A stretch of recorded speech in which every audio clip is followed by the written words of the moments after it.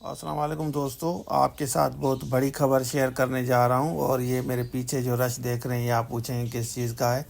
ये वीलॉग में आएगा, मैं आपको बताऊंगा। जूम लाइव क्लासेस एएसआई के भी हम चला रहे हैं, वो भी आप ज्वाइन कर सकते हैं।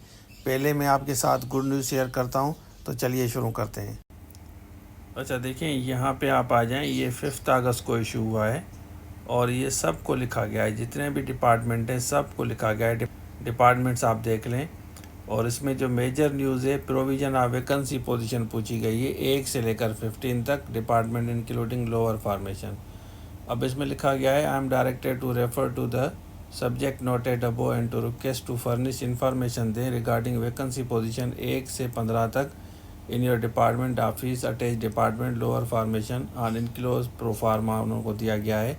रिक्रूटमेंट रूल्स भी बताएं विद इन 3 डेज़ पॉजिटिवली। और ये इनको लिखा गया है, ठीक है ना। उसके बाद जैसे आपको पता है कि काफ़ी जॉब्स ऐसी होती हैं जो सखर आईबीए के थ्रू एडवर्टाइजमेंट होगी, और 15 के ऊपर जो होता है वो सिंध पब्लिक सर्विस कमीशन होता है।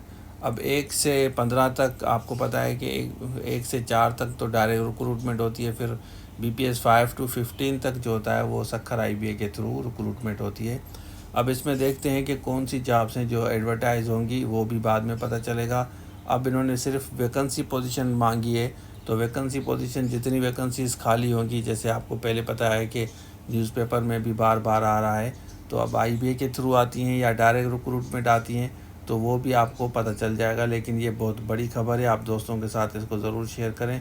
और ये जितने भी डिपार्टमेंट्स लिखे गए हैं ना, ऊपर आपको देख सकते हैं कि एंटी करप्शन में है, इसके अलावा रिवेन्यू में है, उसके अलावा आप दूसरी जॉब्स देख सकते हैं। और ये रिवेन्यू का मतलब ज़्यादा लग रहा है, ओम्बड्समैन है, सिंध असेंबली में है। तो ये आप देख लें, ये सारे डिपार्टमेंट जिनको लिखा गया है, तो होप के इनके बारे में ही जॉब्स होंगी।